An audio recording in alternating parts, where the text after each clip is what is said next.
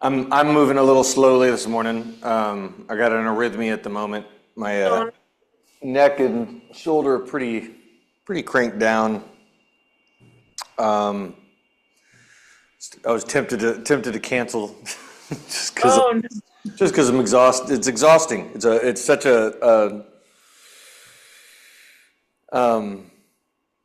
amount of energy to required to like. Well, the thing with the arrhythmia is it's not just the arrhythmia, it's all the other symptoms that go with it. I think I hear my kid. My kid did not go to school today yet. He came home early, not feeling well yesterday, so I have a feeling I'm gonna have to take him to school late. So the thing with the arrhythmia, it's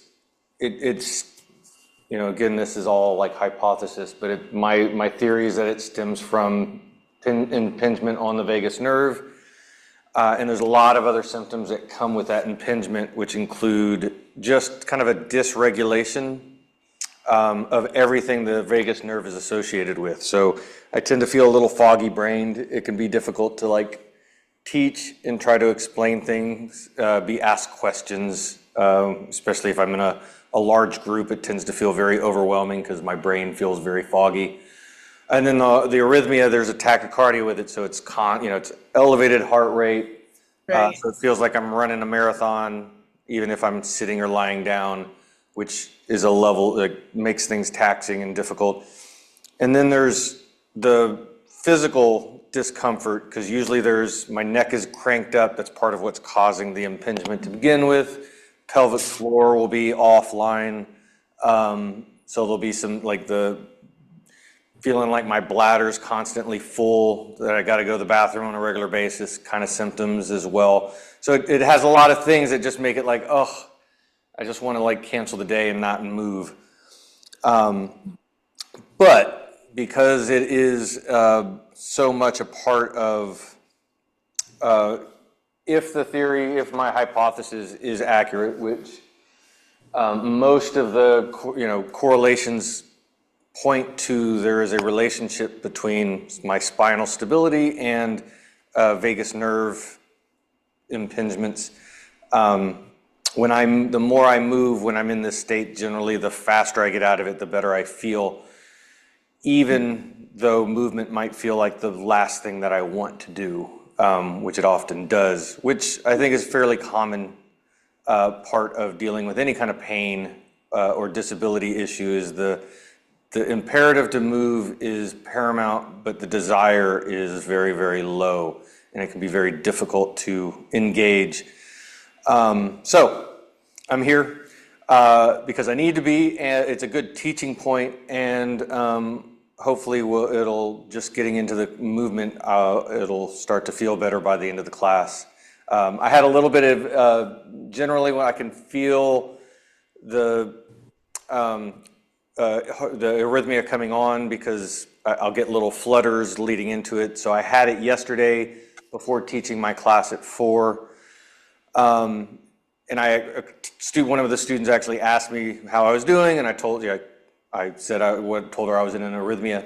And about 10 minutes into the class, it was back to normal. I could feel everything was back to a better state. But whatever's going on, neck and shoulder, it's a kind of a day-to-day beast. Yesterday it was feeling okay. I've been moving a lot over the past week, so it's actually been feeling a lot better, but today it's pretty cranked down. Specifically on my left side of my neck, it feels like I got, what would be the way to describe it? It feels like, the vertebrae, 2, 3 vertebrae down, maybe C2, C3, and my clavicle, and maybe like C7 ribs.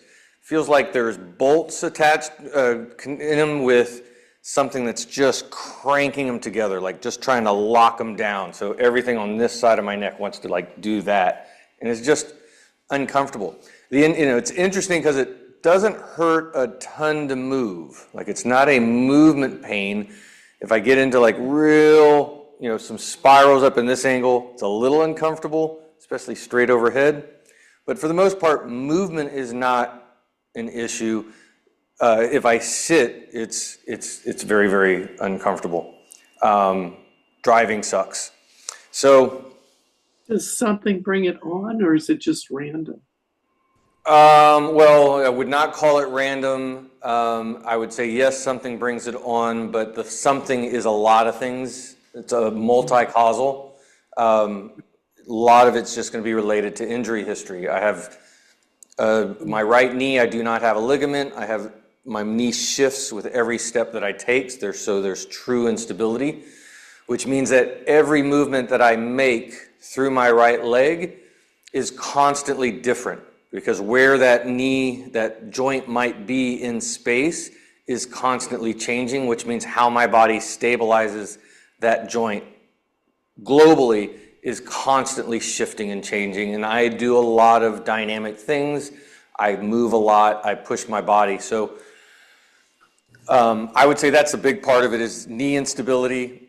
I have cervical instability from whiplashes and concussions. I have shoulder instability from significant shoulder injuries. So I have a lot of different injury histories that all feed together. So my nervous system is kind of constantly taxed, which is why I tend to have like these pain patterns that move. Last fall, it was my foot, my right foot. I had some kind of joint inflammation of the metatarsals. That was pretty significant for about 6-7 months.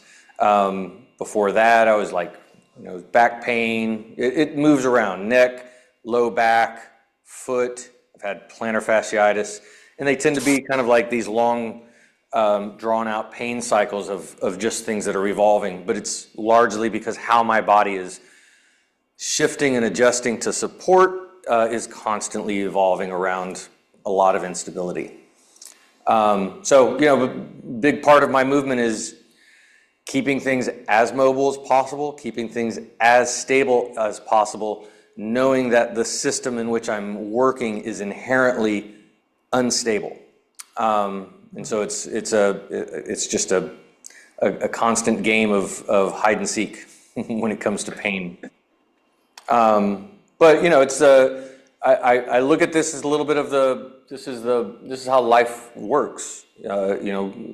Every day is going to be a little painful. Every day hurts just a little bit. That's kind of the process of being alive. It's how we overcome that allows us to find meaning and purpose and the ability to thrive in the midst of whatever misery or suffering might be in our way. So I just look at it as just like, this is just life, and so we're just moving through it, doing the best we can constantly. Well, I'm amazed just watching you, because I know what it's like to have an arrhythmia and try to be functional through it. So I'm like, whoa, pretty amazing, Jesse. And you've helped me so much also when I've been in arrhythmia also. So I hope that this class works the way others have, and it just like goes away. It's amazing. Okay. Well, I'll check in with it as the class goes. If it does start improving, I'll make mentions of it, because I'll kind of I have a few videos that I've centered around the arrhythmia and how I kind of work through it. So I'll try to voice that throughout the class if it does improve. And if nothing else, I always find I physically feel better even if the arrhythmia doesn't go away by doing movement. If I do my movement, at least some of the extra symptoms, the pain, I move a little bit freer. Usually I get some of the symptoms start to reduce, especially with the pelvic floor, feeling like I need to go to the bathroom all the time. Like that tends to get better after movement, which then leads to the arrhythmia getting better. So I feel pretty good about that, and I'll keep voicing it through the class as we go. But let's go ahead and get started.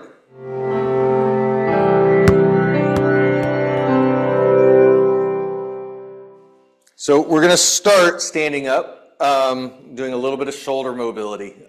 Generally, one of the things I notice with arrhythmia, with the neck stuff, neck is, just gets cranked down, and the desire to want to move the neck is really, really high. But I tend to find The more I move my neck, the tighter my neck tends to get if I move my neck in isolation with the rest of my body. So I'm going to focus more on moving everything else, kind of shoulders, hips, and then spine, and then coming to the neck somewhere about halfway between to start getting the neck integrated into the spine. So it's going to be a big kind of maybe potential teaching point for some other time, is like when the neck hurts, the neck is often the last place that you want to move. You want to move the neck, but it's not the first place that you want to start your movement. Going to get a nice shoulder width grip of the staff. This is where I want to imagine we're trying to bend or break the staff. And again, I want that bend or break to come from the wrists, elbows spiraling up to the ceiling, and shoulder blades packing down and back. And we're going to start with some nice crocodile breaths, getting into some pelvic tilts. So nice inhale into that abdominal belly. We want that breath to come into the front, out through the sides, and into our low back.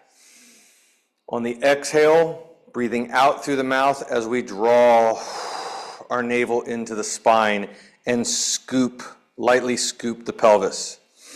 So our inhale, as we fill up that abdominal wall, allow the pelvis to tilt forward so that we get a little bit of sway in the back. It's going to draw that breath a little bit more belly side and not so much low back side, but I still want to imagine we're filling up that balloon. Exhale, scoop into it as you draw that navel in. And with each inhale, see if you can expand that wall of the abdominals bigger and bigger, like you're trying to inflate that balloon a little bit more. And on each exhale, feel that navel draw all the way in. Try to get as much of that breath out as you scoop. The more you scoop, you should feel a little bit of engagement through the glutes in the rear.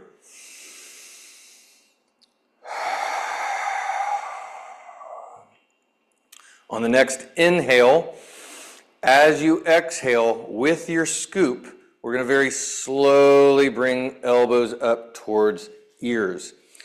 And just seeing how far back can we come without going into pain.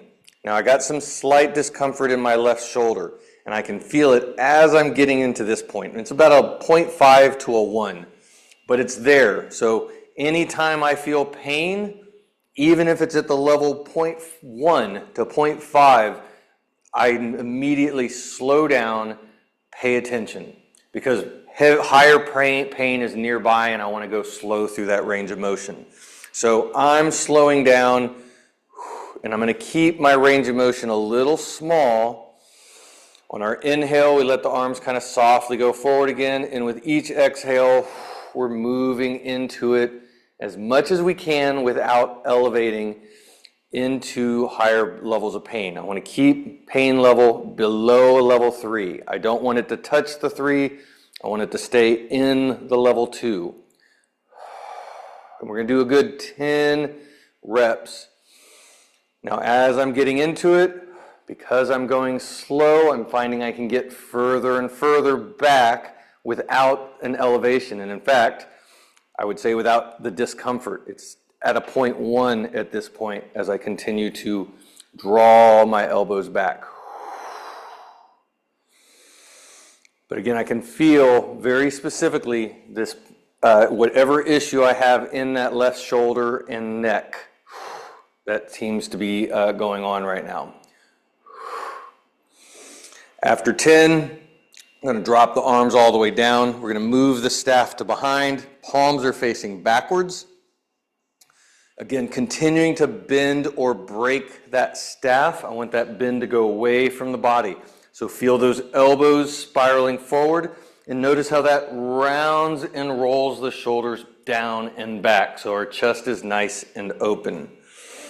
From here, we're still breathing into our abdominal wall with like a balloon, and on the exhale, slowly lifting elbows up towards the ceiling. Inhale, we let them soften. Exhale, squeeze into it a little bit more. Now this position does not hurt. I barely feel a little bit of tension in that left shoulder. Very, very light, just enough to let me know that there is a difference on the left side than the right side. And actually, I'd say the right side in this position is probably a little tighter and more restricted than the left. I get a little bit more stretch down into my right elbow.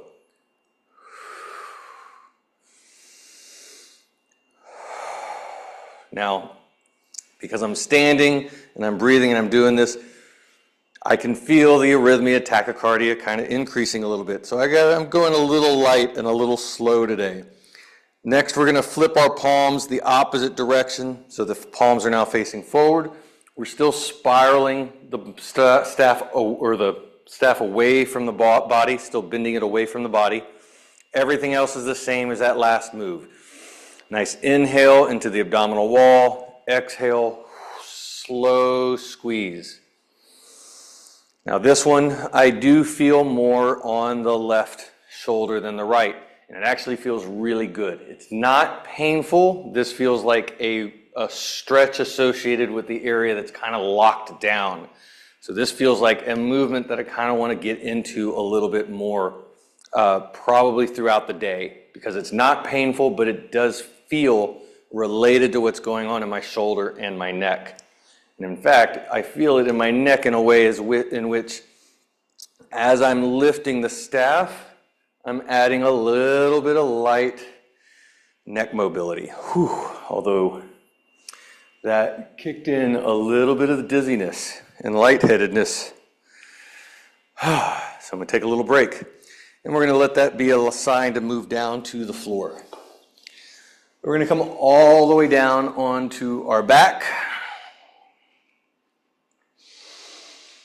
I want to get a few crocodile breath, some crocodile breath from here, and then we're going to get into some light baby roll stretches to get into that spine. So from here, we're going to make a nice C shape with the hands. Thumbs are pressing into the low back. Index fingers are wrapping around into the abdominal wall. Palms are pressing into the side body. And I want to clench down a little bit on those hands in order to have a nice feel of the entire abdominal wall. And this is going to create some resistance for our inhale breath. As we inhale, I want to push. Feel the abdominal wall push into the thumbs in the low back, into the index fingers through the front, and out through the side palms, all at the same time. On the exhale, we're continuing to draw that navel up and into our spine, kind of like we're trying to press our spine into the floor.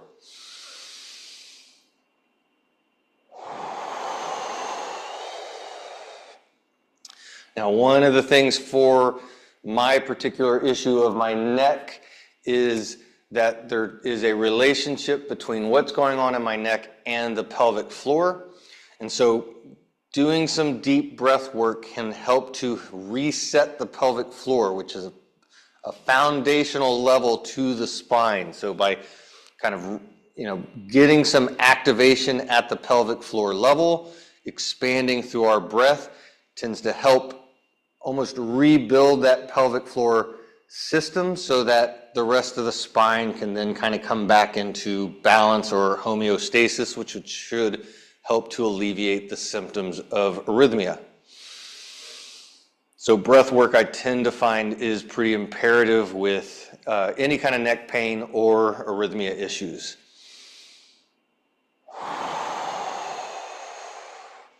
After about 5 or 6 breaths, we're going to let our feet go nice and flat to the floor.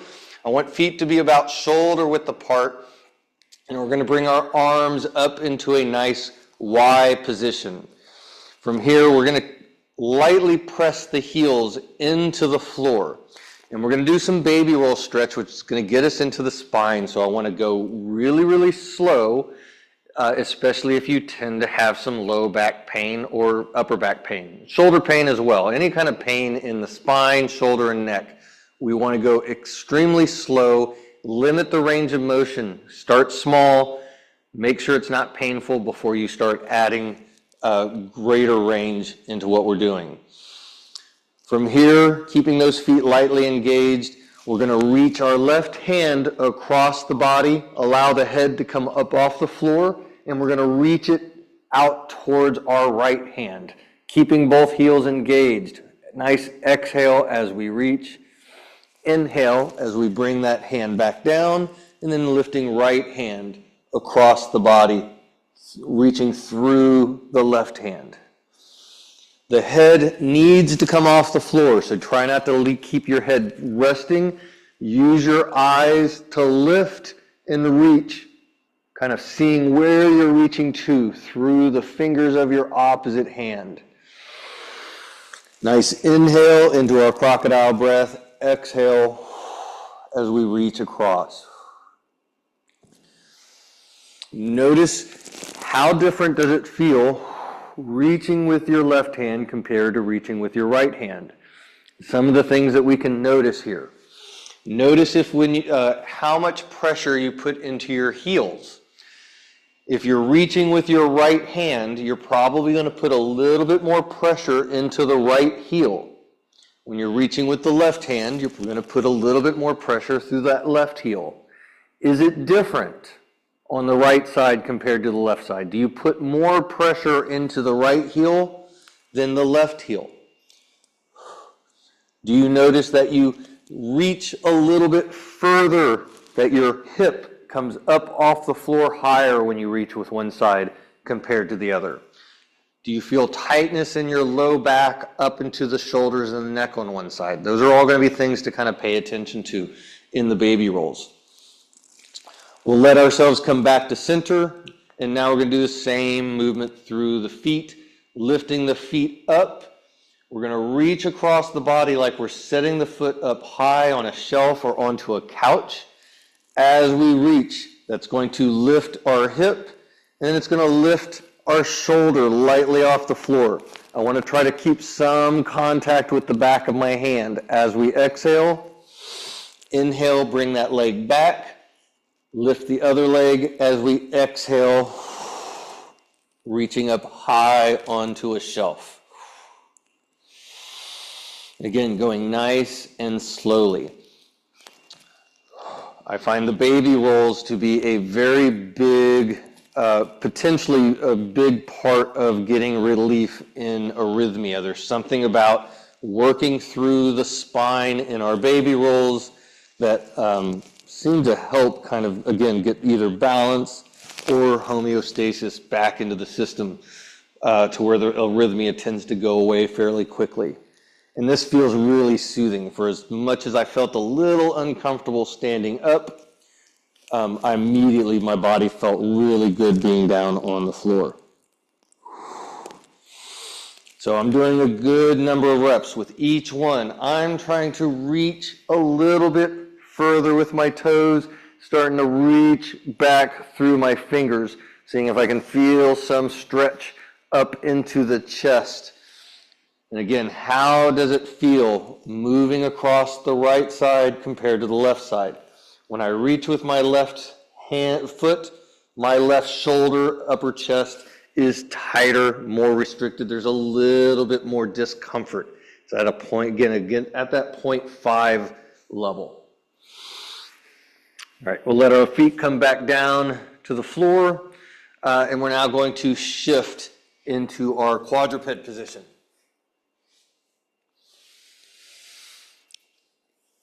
So spreading fingers out nice and wide, grounding palms, extending the elbows fully without locking.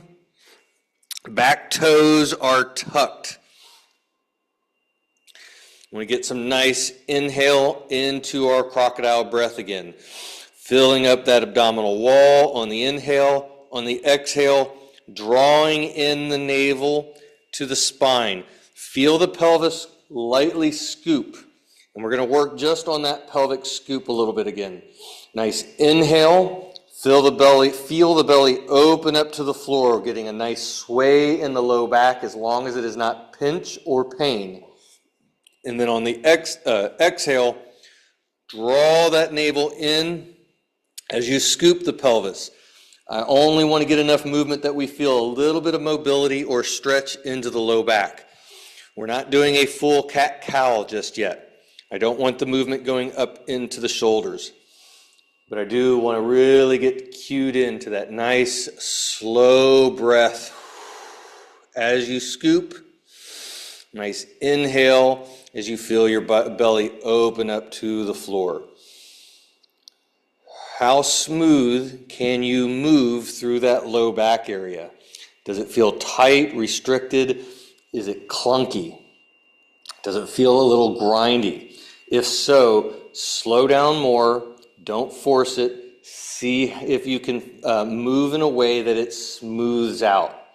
If it's painful, then you need to stay well underneath the level 3. No more than 1 or 2, which is slight discomfort, not getting into elevated pain. As you're starting to feel the low back mobilize a little bit more, we can start to allow that movement up all the way into the rest of the spine. So as we exhale and scoop, we're going to continue to scoop. We're going to allow that movement up to the shoulders, where we're going to press into the floor. Feel those shoulders spread. See if you can feel that stretch into the upper back. And then allow that to go over the top of the head as if you're trying to touch your forehead and your tailbone at this imaginary point in the middle. And then we're going to inhale, allowing the pelvis to turn down to the floor. That's going to pull the spine down, at the belly button down to the floor. As it moves up to the shoulders, the sternum is going to reach to the floor and the head will come up last. See how slow can you move from your cat to your cow with a slow inhale and slow exhale. How smooth can you make it?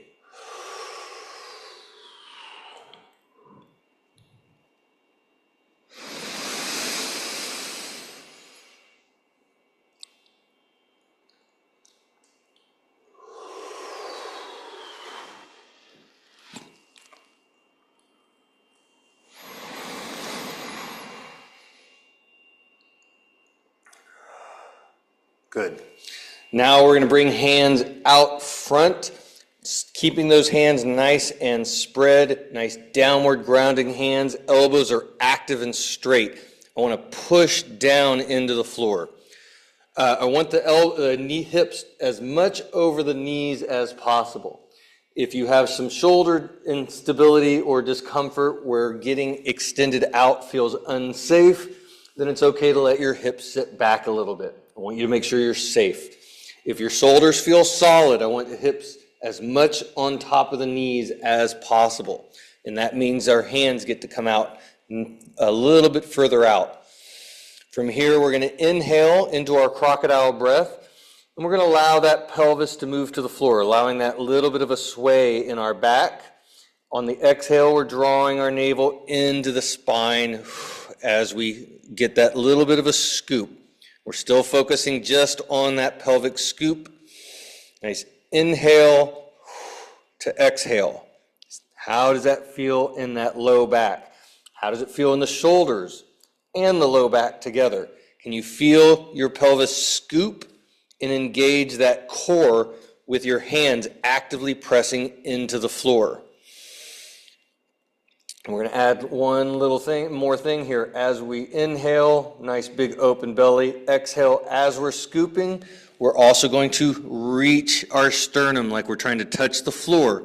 But again, keep those elbows actively straight and pushing your hands down into the floor as you do so. Inhale, we're coming back up. Nice big sway in the back. Exhale, scoop the pelvis as you draw down.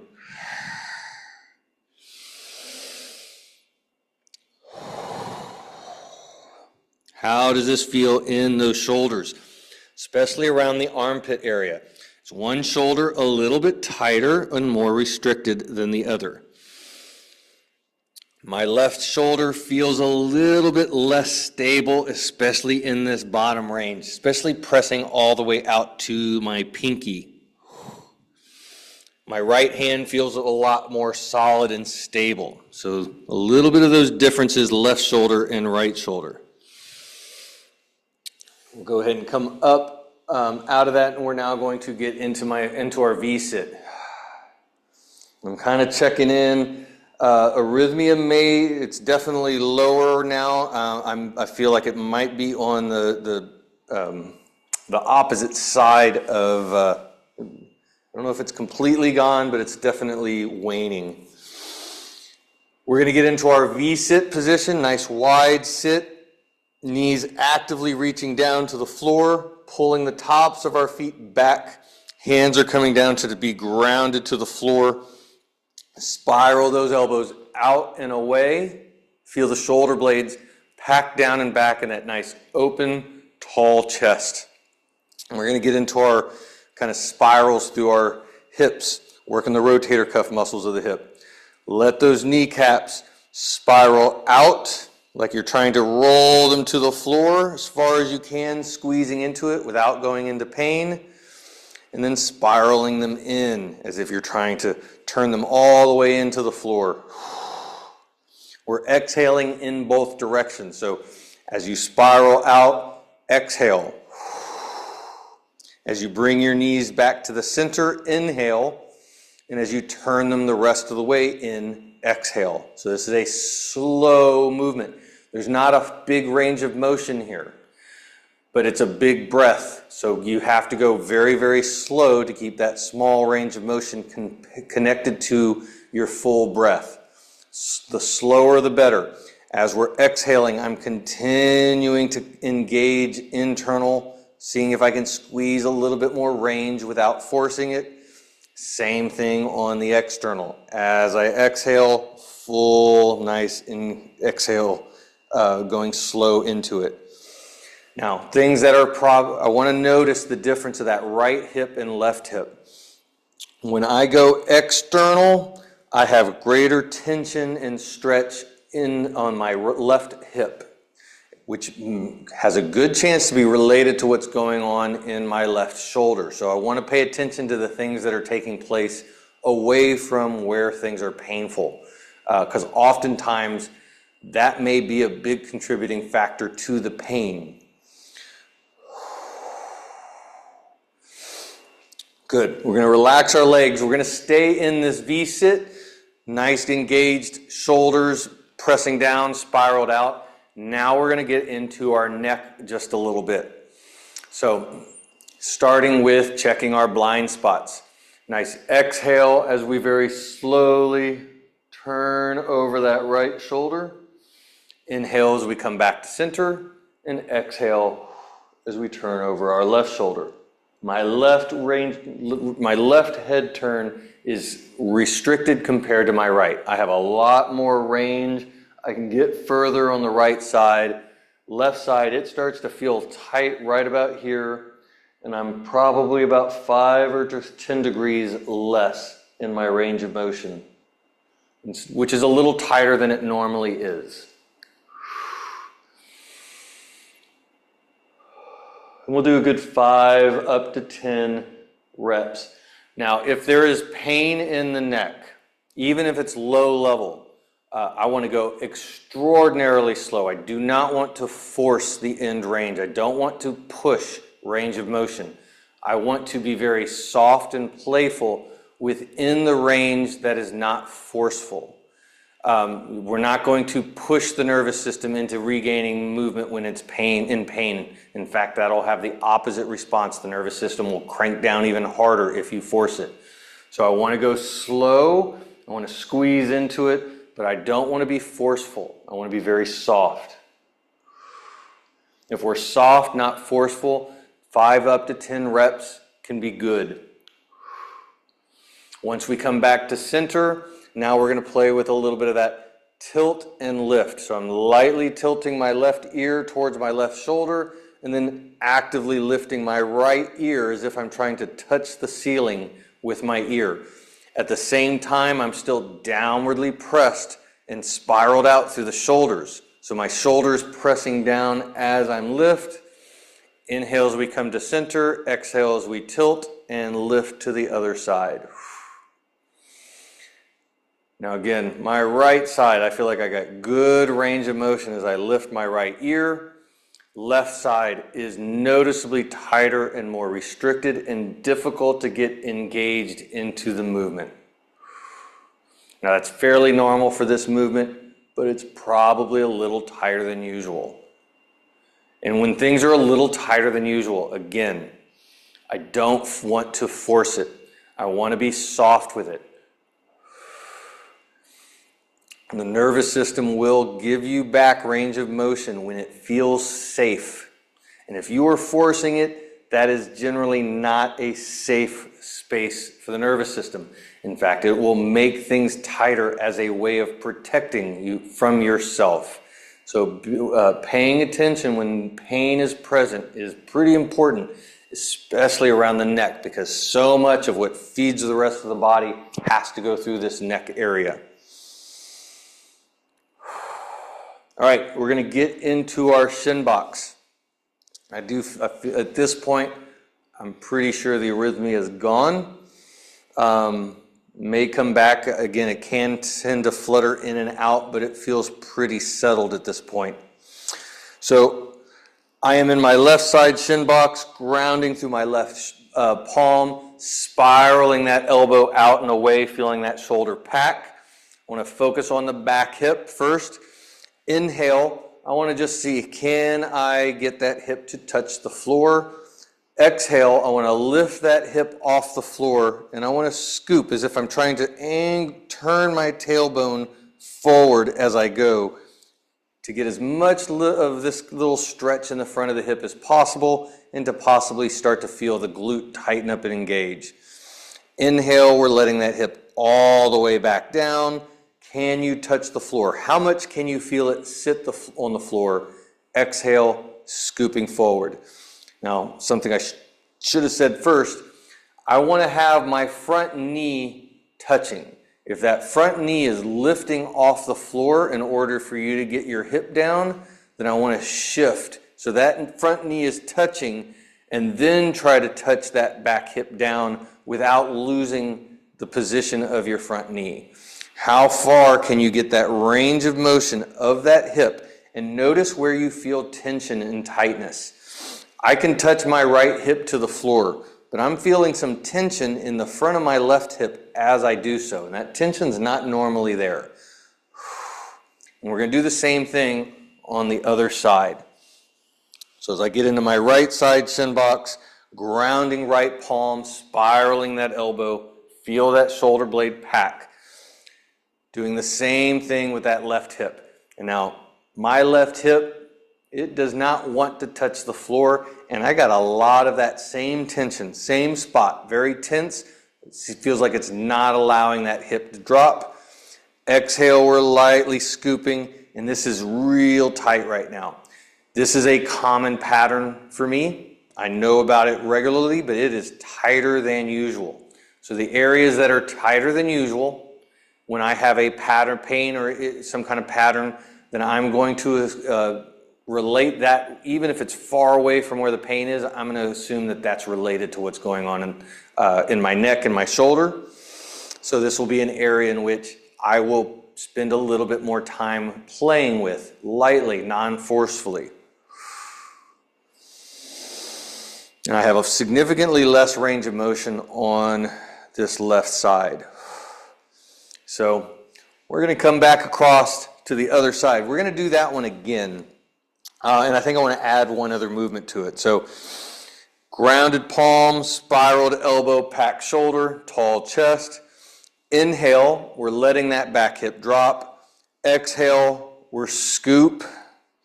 We're going to do 3 to 5 since we've already done this. It should move a little bit better the second time around. Even the sides that tend to be a little tighter and more restricted will generally move a little bit better the second time around. So if you have major imbalances in movements one side to the other, it's often a good idea to go back and forth between those movements 2 or 3 times to get as much improved mobility out of them as possible. After the 5th one, we're going to let that hip sit back down, reaching to the floor, and we're now going to lift and open up the knee towards the ceiling. Inhale as we let that knee down. Exhale as we lift. Now, I don't want to turn my chest and shoulders. I simply want to pick that knee up as if I'm trying to touch my hand. I got my hand in place. I'm just trying to pull that knee to the hand. Notice how much range you have here. Notice how tight and tense it feels in the hip. If you look at me, I can get that knee up pretty good. I can get it up above my hip level. We're going to go to the other side, and we're going to do both of those movements on this side again, or as well.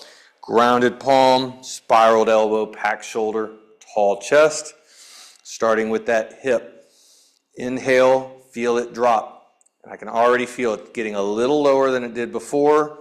Exhale as we scoop into it, and I'm getting a little bit more scoop as well. Still tighter on this side, but I have a little bit more mobility doing it the second time. And even just getting into like the second and this third rep, I can feel the range of motion continuing to improve. Again, I'm not forcing it. I'm just moving where my body will give me space to move. And anytime you get access to space that is normally restricted and it's non-painful and it's smooth, then I want to rep it out. I want to put reps into that range of motion because I want to build the neurology of it. Again, I don't want those reps to be forceful. I want them to be soft, playful, easy. But I do want to get as many reps as possible because the more neurology I have to that area, the better I'm going to be able to maintain that movement. Now we're going to come to allowing that hip to sink back down to the floor lightly, and we're going to open up that knee towards the ceiling. And again, left hip is a little bit more restricted. I'm not quite coming up as high. It's not a huge difference, maybe 10 degrees, but I think I was about there with my right knee compared to my left knee. And it definitely feels tighter in that deep in that hip socket.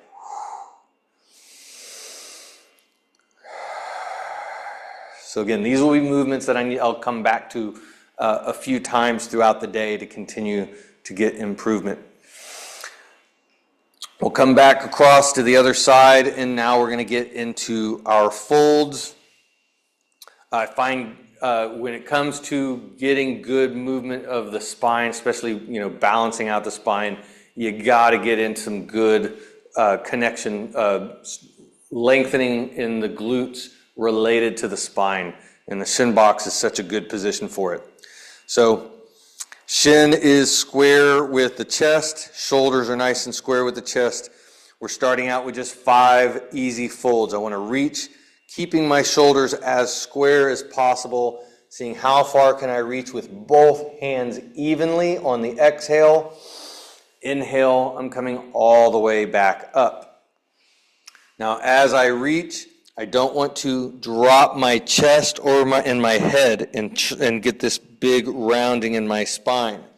I want to keep my spine nice and tall and reach through the fingers, allowing that to drop the entire spine as one. I don't want to get this rounding by dropping the head.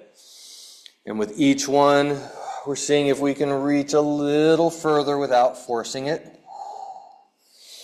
And after we do 5, we're going to switch and do the same thing on the other side.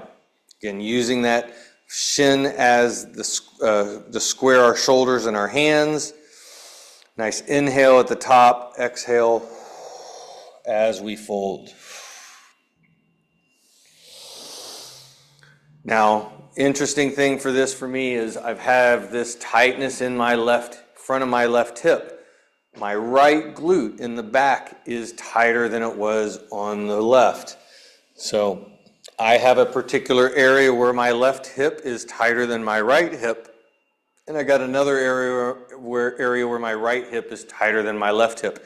And these are related together. They are a part of gait function and more than likely related to what's going on in my neck and my shoulder. So I got a little bit less range of motion on this side. So once we've done 5 on each side, we're now going to start going back and forth. So back and forth, we can either do our windshield wipers, keeping the feet in contact with the floor, hands come down to the floor behind us to help support as we come all the way across into our folds, or we can do our thread through, lifting up that back leg, spiraling it all the way through, threading it underneath the front leg, and then the front leg opens up, spirals to be the back leg. And then we get into our fold. Either transition is good. I would base it on what you feel most competent at. What can you do well without strain, stress, pain? By going back and forth, one side to the other, we get a much better sense of comparison of how does one side feel related to the other side. Notice the differences. How does that right hip feel compared to the left hip? How does your low back feel on one side of your shin box compared to the other side? Is one side just tighter feeling in certain areas? Now, as we're going back and forth, we can start to open up that back leg. We can make our shin box spread a little bit wider and a little bit bigger, which is going to give us a little bit more mobility action on that back hip. It should elicit some different bits of feedback of where things are tight and restricted on one side compared to the other.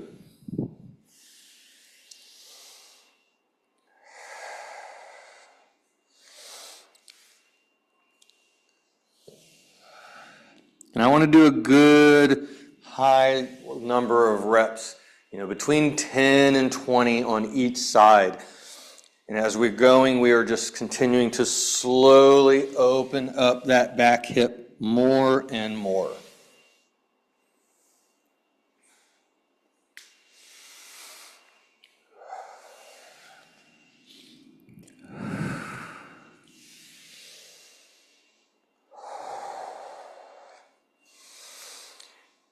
And if you're able to get into a full-on yoga pigeon pose, what we would consider a pigeon pose in a yoga class, great. I don't want to force that if you can't. I'm not interested in pretty positions if it causes pain and dysfunction. So we're getting as close as we can comfortably without force, where we're staying more kind of soft and playful with it. Again, the more you work on these positions, the more your body will give you access to these positions, as long as you're being safe and soft and you're in a state of listening, paying attention to the rules of pain. Again, my left side, when I do left side, I feel it in that left hip. It's a good stretch in that left hip. But right side, shin box, is a lot more restricted related to that left hip, although it is loosening up considerably as we go. All right, so we're going to come all back down to our back.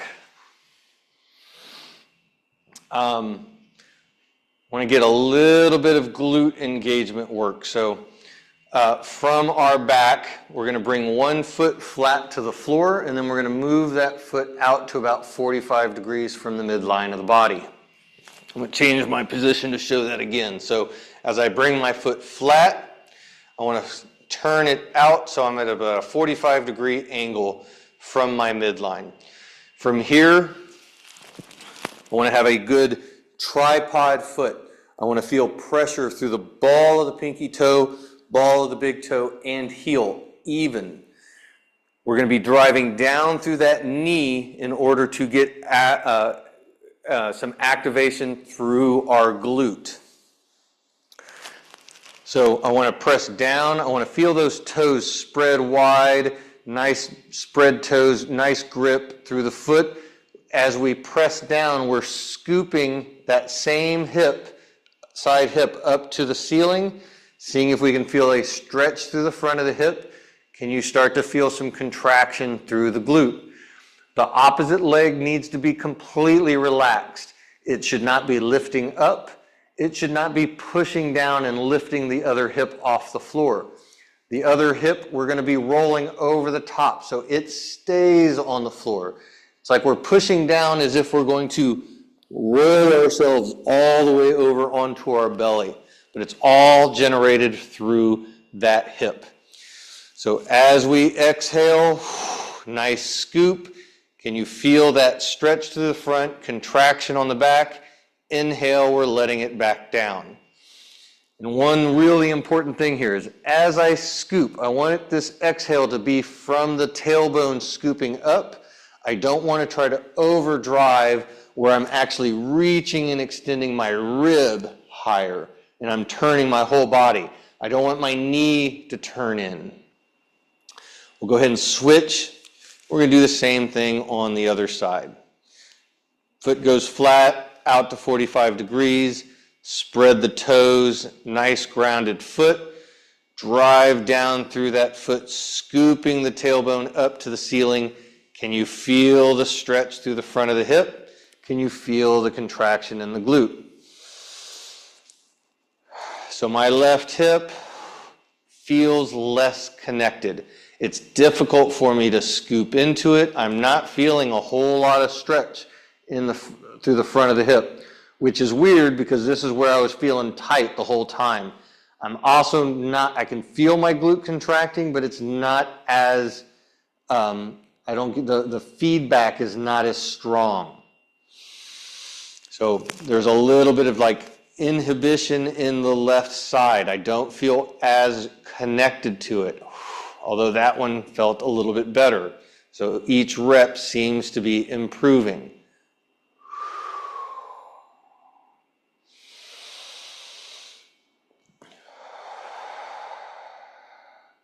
And we're going to go ahead and do that one again on both sides. So switching it back, foot comes out to 45 degrees, spread foot, nice grounded foot. Exhale, scooping up as you press down. Feel that glute engage.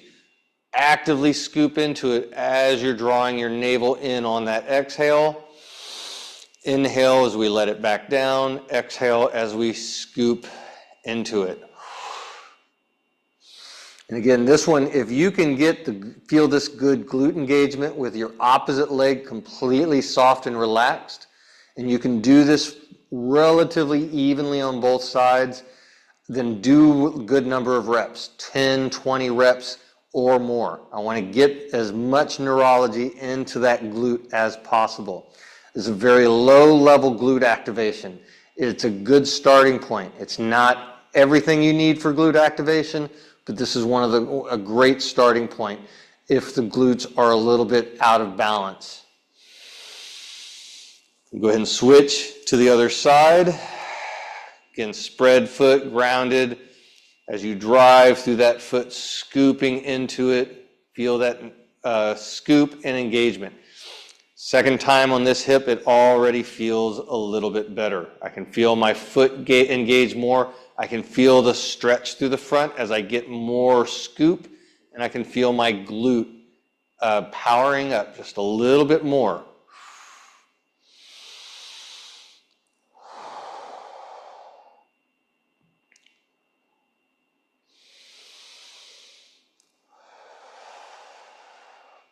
And so we're going to go ahead and do this one more time on both sides. We're going to add one more little layer to it. So as I switch back to the other side, everything is the same. Foot's out to the side, grounded foot, spread foot. At this point though, I'm going to let my opposite arm reach up overhead. So I'm taking it out of the way. As we scoop the tailbone up, we're now going to reach across our body, reaching through our chest, seeing how far can you get your fingertips to reach away from your grounded foot. Now, as you reach away, don't allow that knee to cave. Don't lose connection with your foot. Keep pressing down. We're going to inhale, bringing it all the way back. Exhale, lock your glute in first. Scoop first.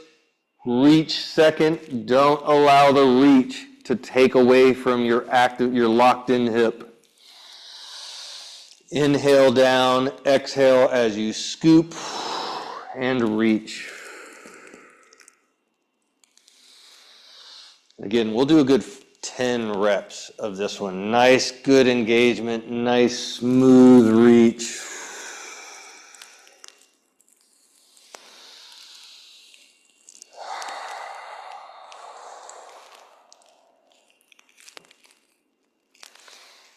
And then we're going to do the same thing on the other side. Grounded foot, opposite arm comes overhead, scoop, driving that foot down, exhale as we reach across. Now again, as we get that reach, I don't want to lose connection of the foot. In fact, I want that foot to press even harder, keeping that knee driving down. Don't let that knee cave. So again, this left hip still feels a little less active, especially as I add in the rotation. It's harder for me to keep that glute engaged, and now I'm actually getting into a lot more of that stretch. It's actually drawing out that adductor area with the reach. Feels actually really good and juicy and beneficial. And I can feel a little bit better at glute engagement with each one.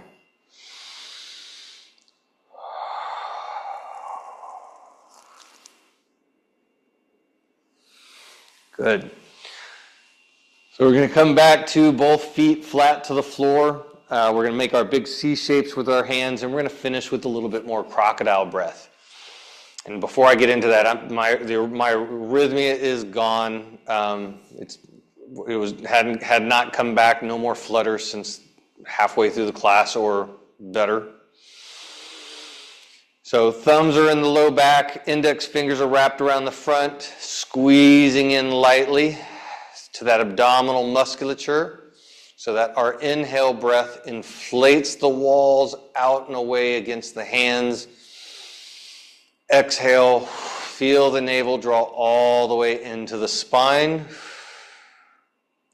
As you inhale, you're filling up into tension of that abdominal wall. As you exhale, drawing your navel in, allow the tension in your shoulders and your neck to relax and release into the floor. On your inhale, you breathe into tension. You may feel your shoulders rise up. On your exhale, as you draw navel in, feel those shoulders soften down to the floor.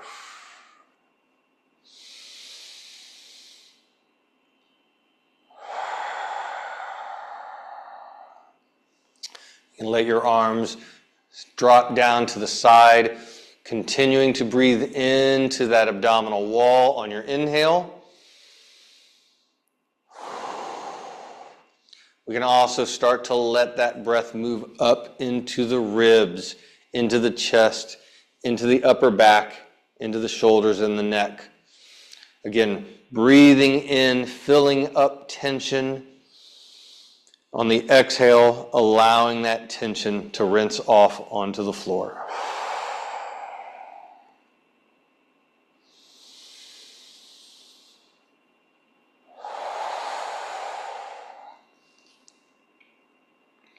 And when you're ready, you can open your eyes, very slowly get back up, come to a sit before you come to a stand, making sure that you're not dizzy or lightheaded before you come up all the way to standing.